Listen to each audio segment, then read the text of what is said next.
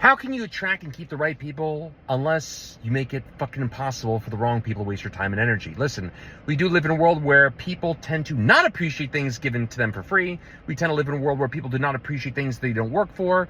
If you allow people to take you for granted, they oftentimes will abso-fucking-lutely do that. I always like to make sure that people have practical ways to control the way they feel, and also practical ways to keep the right people, and, for lack of a better phrase, keep away the riffraff in your life. This is not just applicable in business, it's also applicable in your personal life as well here. So let me give you an example here. When I deal with people in business, when I deal with prospects, listen, again, like I said, we do deal with a lot of people that do not appreciate the time of others. I let people know right out of the gate. I always take people seriously the first time.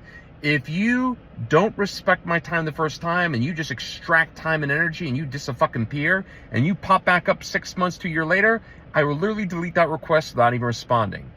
Maya Angelou says it best: when people show you who they are, believe them the very first time. When people show you whether or not they appreciate your time and energies, that's also worth the taking at face value the first time as well. And I do believe people do appreciate that, because I'm letting them know something that most people do not have the courage to do. It's like, listen, I'm not going to give you a second chance. I'm too busy. I got too much other stuff going on. I have too many people right now depending on me to allow anybody to waste my time or energy. And I think really, people do appreciate that ultimately. Now, remember what I always tell you, one of the keys to that is, if this is indeed a boundary, a line in the sand, the key is when you tell people that, when you disclose that, to not be angry about it. It's just the way you do things. You're not angry about it. Hey, you can respect it. You can choose not to. But either way, don't say you weren't warned. Anyway, hopefully this is helpful. Have a great day. Maybe this will be applicable for your relationships, maybe applicable for your business, family, friends, whatever that happens to be.